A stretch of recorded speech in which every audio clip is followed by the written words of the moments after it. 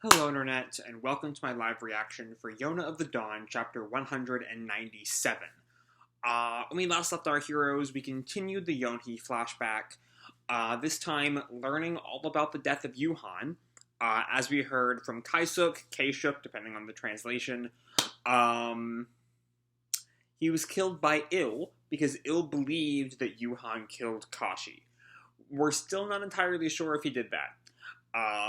But Il is convinced that Yuhan is responsible for Kashi's death, and so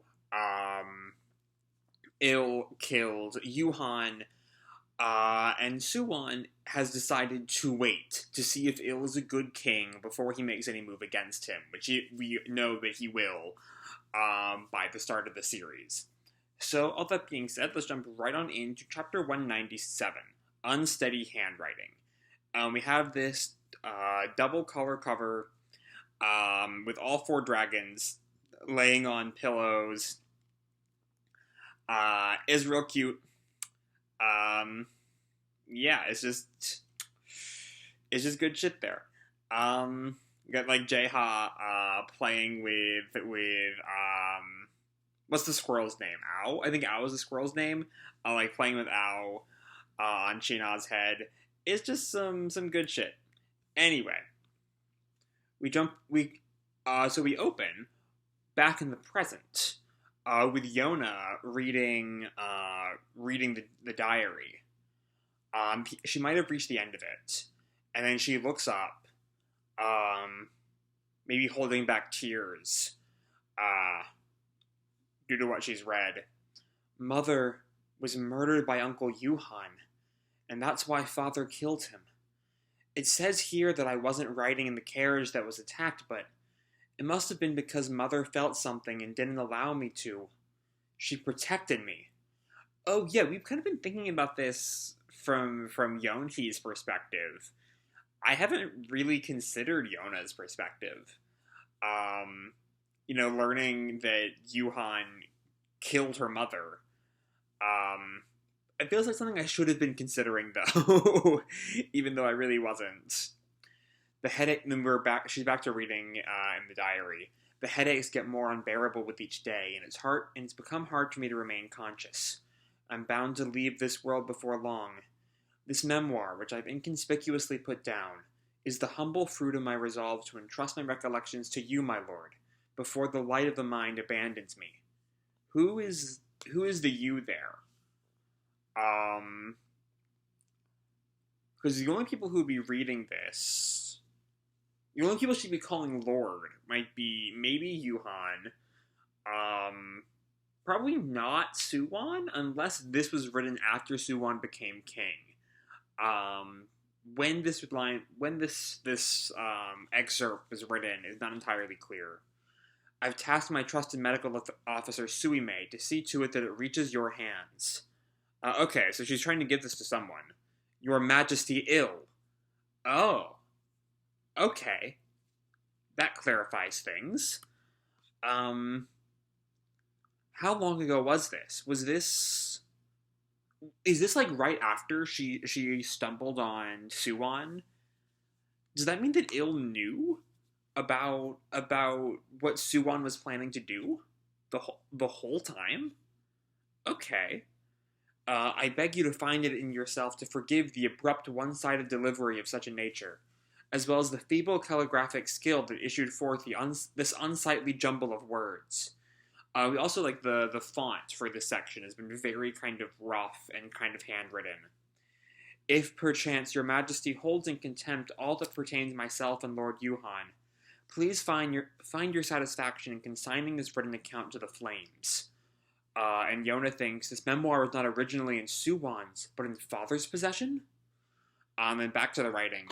I merely wrote this out of a desire to prevent the future that may befall your majesty and Yona, by all means necessary.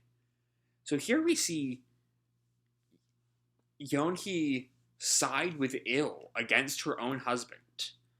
And maybe she blames Yuhan in some way for killing Kashi, and that what happened to him if he was responsible for killing Kashi, which again, we still have not gotten confirmation of.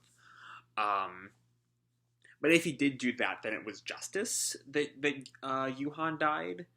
I don't know. I can't begin to imagine what's going on in her head right now. And Yona reacts to this. Since that day, the retainers who have been strongly attached to Lord Yuhan have been steadily gathering at our residence. My grasp of those personages' circumstances is limited, but what appears to be officials from the castle have been coming and going. And we see... God, I'm blanking on his name. The Sky Tribe General. God, for the life of me, I cannot... He's like a main character. Fuck. Judo. Duh. I fully blanked on Judo's name. That's embarrassing. And at their center is Suwon. Suwon did not mention your majesty to me a second time after that. I have no ways of knowing in what regard that child holds your majesty now. No, from now on. I was deeply frightened at the time when that child, without so much as a change of his countenance, asked, "Do you want to kill his majesty ill?" I did not want to believe that sort of utterance had sprung forth from my gentle Suwon. But while that showed how little I knew about that child, all the behavior he puts on display fails to deceive me, in spite of whatever form. We see, Suwon still acting out as the happy Suwon he had pretended to be in front of Yona for so long. Now that I am in the face of death, I feel that I am capable of confronting the truth about that child. And the translator note, who, in case you forgot from last month, is deeply anti-Suwon. Here's to hoping that so can some readers, but I'm pretty sure it's a fool's errand, madam. Again, I'm always on the side that Suwon is a deeply complicated, fascinating, incredibly well-written character, and is not as simple as I feel like our friendly translator would like to make him out to be. But anyway, I have loved that child most dearly, however much I think about it. That alone has not changed. If so, why is it that I have decided to convey this memoir to you, my lord? Something that is sure to imperil Suwon's position. You must entertain that question yourself at this point. Oh, so I just kind of realized that was probably one of the big reasons Il was very opposed to Yona marrying Suwon at the beginning, is because he knew all this. That should have gone without saying. In the past, towards the Lord High Priest, I harbored a misguided view, and a feeling akin to prejudice. I made a mistake that could have been avoided. That is the truth. Perhaps, had I understood the Lord High Priest, had we been able to meet halfway, had I begged Lord Yuhan, had I wielded my influence more, many a tragedy might have never occurred. And she sees images of Kashi, the High Priest, and I think that's her mother in the center there, all of whom have died as a result of that meeting between her and the High Priest way back when. I want to break this chain of death. I do not want for there to be any lingering hatred, not only between Suwon and your majesty, but between Suwon and Yona. My voice will find no echo in Suwon. Your majesty ill, could you somehow find a path of reconciliation for the sake of our children?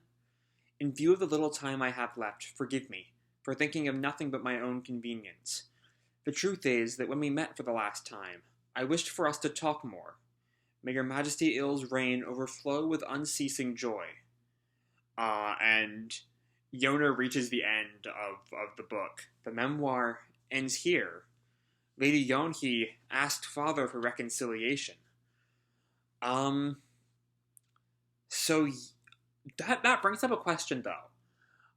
Because the fact of the memoir, like the way Yonhee talks here implies that A, she wrote this almost like maybe a month or two after learning about Yuhan's death, and B, that she died shortly after she wrote this. And yet Yona still thought it possible that she was still alive to the present day, back when she first allied with Suwon, 10, 15 chapters ago. So that brings the question, what happened to her after the memoir was written? But what did father think of this? Back to the story. But what did father think of this?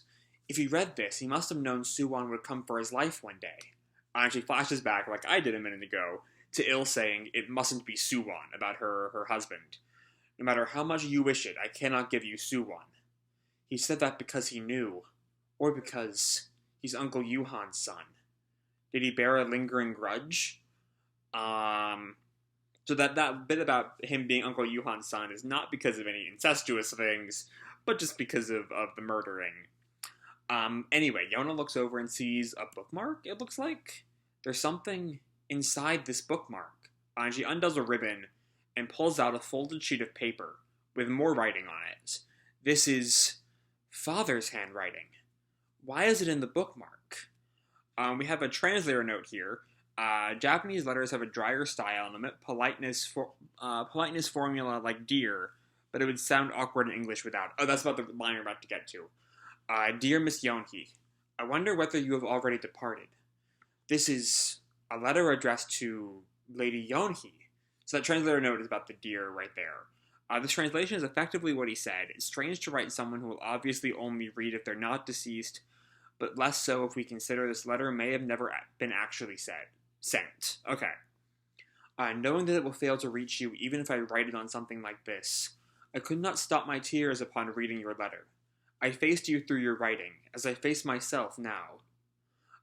This font also is written as if it's being handwritten for Ill's letter, but it does look much neater than Yonhi's letter.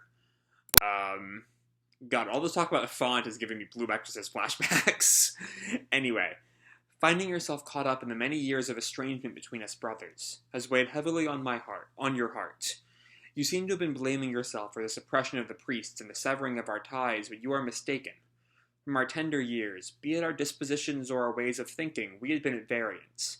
I had never let it put me off that I did not excel as my elder brother did, nor enjoyed the same love of the people.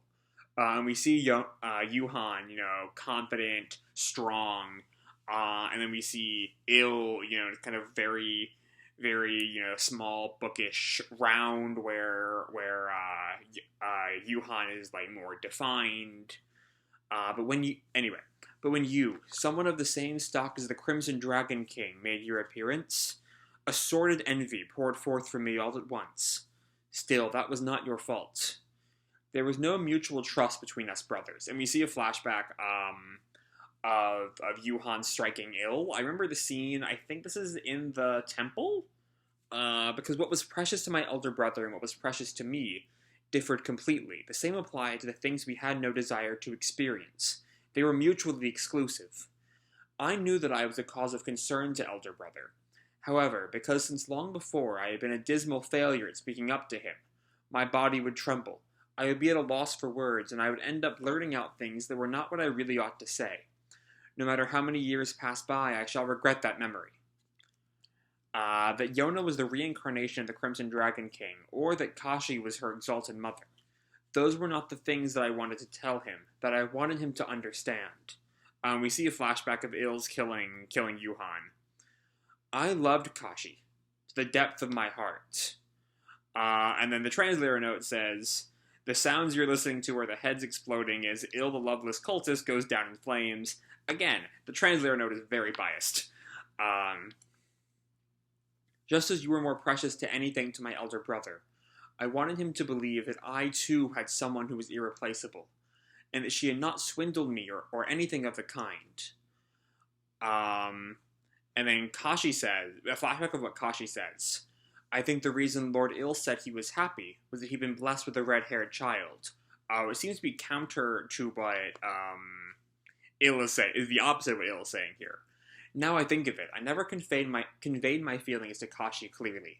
I was astonished when I read your memoir, and now there is no longer a way to convey them. Because she was a shrine maiden, I had thought everything would come to pass in accordance with her visions. Miss Yonhi, this is how I am. Inexperienced as I am, cowardly as I am scarcely able to bring myself to make a move, let alone other people. I do not need anyone to tell me that.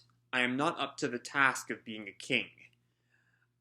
So we're seeing, some of Ill's self-doubt, which I feel like we've like seen bits of, but because the narrative we've gotten of this flashback has very much been in Yonhi's head, it's very much been Yonhi what we the reader can glean from Yoni's experiences, and not hear Il saying, "I'm a bad king." Um, but I also want to linger a moment on this notion that he had not been swindled. Um, and I'm trying to really piece that line apart, because I know Yuhan brought up that notion of you're being deceived by her. She like had you in her clutches or whatever, and I don't really know that the evidence was ever there for that. And what's more likely, and probably what Yuhan was getting at, was not that Kashi had deliberately deceived him, but that Junam and Il, because they are so caught up in this religious fervor, um, are are obsessed with the idea that Hiryu could be reincarnated, and are willing to overlook anything if it means Hiryu could be reincarnated. And so perhaps what Il and Junam did was for the best, but also Il saying that he had not been swindled by Kashi is not the same thing as like him acting with a rational head. Anyway, let's continue. In case you can't tell, I am not as pro-Il as as the translator is. I shall without fail be found wanting by your esteemed son's judgment, and I shall be murdered by him. That too was prophesied by Kashi. Oh, so Kashi knew from the beginning. Even before this, Il knew what would happen to him. But I shall not repel his attack. When that day comes, I shall accept it, and I shall not carry a weapon, decidedly so. I shall decline to fight. I do not want to kill a second time. And we see Il, kneeling in Yuhan's blood, stunned. Which is a very different interpretation of the event than what Kai Suk gave us last time. And admittedly, Il could be just as unreliable a narrator as Kai Suk, though Kai Suk is the more eminently hateable character. Just because what we saw of Il, as I recall from last chapter, was a lot more stone-faced than the weeping, kneeling mess. And that might just be that this happened after Kai Suk left, or it might be two very different interpretations of that event. I don't know. Kashi did tell me I would become father to the Crimson Dragon King. I felt as if the reasons behind my fascination with the Crimson Dragon King had been thus validated. Sorry, I felt a burp coming and then it didn't. I was uplifted, but I never wished to become the king myself. The only strong resolve I had was that my elder brother alone must never become king. And then we see, the element of Yuhan that Yonhi has been kind of ignoring for her entire life.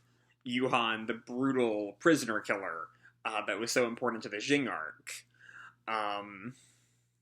Which I admittedly have also been kind of ignoring, as I've been kind of caught up in Yonhi's narrative. And I think the proper stance here is that they're both bad kings. Both would have been bad kings. Yuhan was never king, so he couldn't have been a bad king. But you know what I mean? Just in drastically different ways. And that Yuhan's dream for a Koka that has conquered the continent will lead to images like this. Images like the Princess of Xing brought up way back when. I am a placeholder until the next king rises, until Yona eventually gathers the 4 dragons. What I can do as I am now is to raise the reborn Crimson Dragon King, Yona, protected from harm. I shall not allow grief like I felt for Kashi happen a second time. Being unable to deposit my faith on people after Kashi passed away, I have kept as few as possible by my side. Yona has been waiting for Suwon with an air of loneliness about her. But I find it difficult to approach Suwon. Yeah, I wonder why. And then he's gonna kill you. It must not be he. No matter what, it must not be he. That was also in your memoir, no? So Suwon said he will not put Yona's box up. What does that mean? I remember in the other I just read the other translator's translation of the last chapter before I read this chapter, before I started this video. And he had mentioned Yona and Il are separate boxes, I think might have been the word he used. And in the scene where he describes that he has to take care of Il even if it hurts Yona. But I'm curious, it must not be he, what that means. Is he saying it must not be he who becomes king? Though I figured that through Kashi's vision of Suwon killing him, he would have figured it out. I don't know. That choice of his, too, might be fate. But the knowledge that, upon my death, he will discard Yona is something I cannot accept. Even if one day Yona will become lonely, I want to place by her side someone who will treasure her more than anyone else. Oh, here comes Hawk. Here comes Hawk. Someone who will never betray her, no matter what happens. And we see an image of, this might be post-Il's assassination, of, because that kind of hooded look is very, Yona on the run. But her being led by Hawk. Miss Yonhee, as far as you are concerned, I must be an enemy, and you wished happiness upon me. Sometimes it feels as if I am about to be crushed by an oppression and grief akin to darkness. At times like those, I unconsciously turn my mind's eye towards my elder brother. That surprises me a little. And he gives me his high-handed advice, just like always. But I am strangely able to reply frankly, in the way I had wanted to speak. And he has an image of a Yuhan that might be older than he was when he died. His goatee looks really wispy, is why I think so. But then, as the image continues, he vanishes. Why that is so, I can only wonder. Even though this memoir contains nothing but bitter recollections, as it bears the vestiges of a person who is no longer among us, I have no intent to burn it. Having read the letter, Yona ties it back up in the bookmark, holds the memoir, and just stands with it. Continues in the issue of October 20th. And the translator note gives us one final message. Look forward to the riot in comments. Anyway. Here's one thing. It's been a while. So I've kind of forgotten how we got here in the first place. Did Suwon allow Yona to read the book, or was she just, in this book room and happened to stumble upon it? Someone in the comments please remind me, because I feel like that's a very important thing to understanding this arc as a whole, is remembering how we got here, how Yona found the book. But anyway, this is kind of the chapter that made me realize, as I said in the, 23 or so, 25, I kind of had been ignoring how awful a person Yuhan was, especially to the Xingese. As the Princess of Xing, whose name I'm forgetting, brought up as her hatred of Koka, Yuhan just killed prisoners all the time, and, dumped their heads outside the castle walls.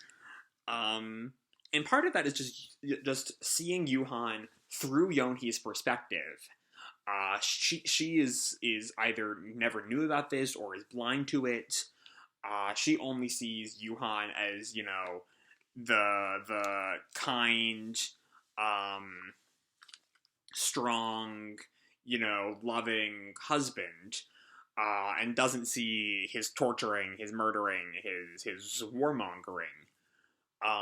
And we do see a little bit of it in what Suwon said last chapter about, fulfilling his father's dream of Koka in control of the continent. But also I'm glad the narrative reminds us that, Il was also not a good king. And as you'll recall, the nation was not in a great state under him. He talks about being a placeholder. Um, but I feel like that kind of brushes aside the actual harm that happened under his reign. Like Il being a bad king he's not just a placeholder. He was a monarch, and his reign had negative consequences. As many people in the Fire Tribe were starving before the story started, due to, what was it, like bad farm management and corrupt nobles they just kind of let slide. Like Il being a placeholder. I don't think this excuses the flaws of Il's reign. I think it paints Il in a better light than we've seen lately, especially in last chapter. Though his like Il's letter here paints him as not the kind of person who kills someone out of revenge, right? And so it brings the question why he killed Yuhan. You know?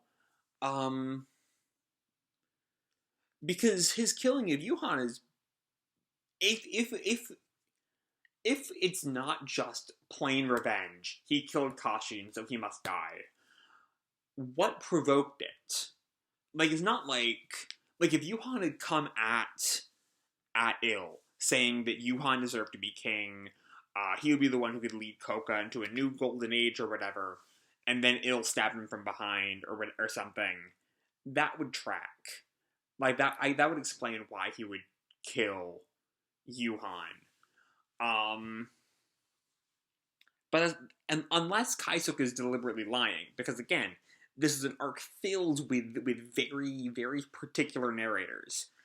Like, part of it just being, entirely told from Yonhi's perspective, but then we get narratives that are solely from Kaisuk's perspective, who is not a trustworthy person in the slightest.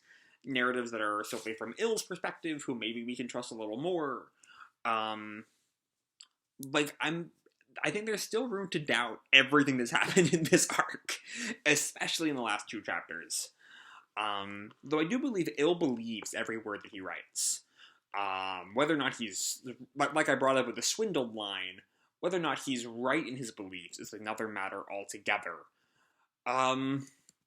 But yeah, there's a whole lot to dig in here. Like, this arc, it's something of not quite a running theme on this channel, but it happens more often than it really should. I jump into series right as they're going into a big flashback arc. It happened with Butler, with 2CT, happened with Exorcist, with SCC, SSC, whatever that was called. I still never figured out why that acronym came to be. And then we started with this, with Yonhi's flashback. And out of those, this was the best one. For one simple reason. It was not placed in the middle of the plot. Everything just kind of calmed down, so we can just focus on this flashback. And that was a really great thing for the flashback to do. I remember, the broad strokes of what was going on outside. Hawk joining the Sky Tribe army as a way to work his way up to being Yona's bodyguard for real this time, or Yona's bodyguard again. The dragons are just kind of lounging around, waiting to do something, and very, very frustrated with how little is happening. And that's all that's really going on outside. And that was that makes it a good time to jump into a flashback like this. So yeah, this flashback is a rousing success. It is incredible. It is complex. It is, morally gray. This flashback is just fantastic. And this chapter is too, as much as it is kind of, it provides questionable answers. It provides what Il believes to be the answers. How correct Il is a whole other discussion that I'm sure many people will have, and the narrative may eventually give us an answer to that. It may not, who knows. But the real question is, how will Yona react to this? And it's a question I kind of was not thinking of as I was dealing with the parent generation. I just flipped to the last page and I was like, oh right, there's a main plot going on. But that is kind of the big question of this chapter, is how does Yona react to all of the knowledge she has swirling around in her head? Like, does this make her immediately, anti-Suwon? Does she pull back on the alliance now that she's gotten all this information? What does she do? I don't know. And we'll have to wait another 2 weeks. We're not off next issue. We're coming right back on the 20th.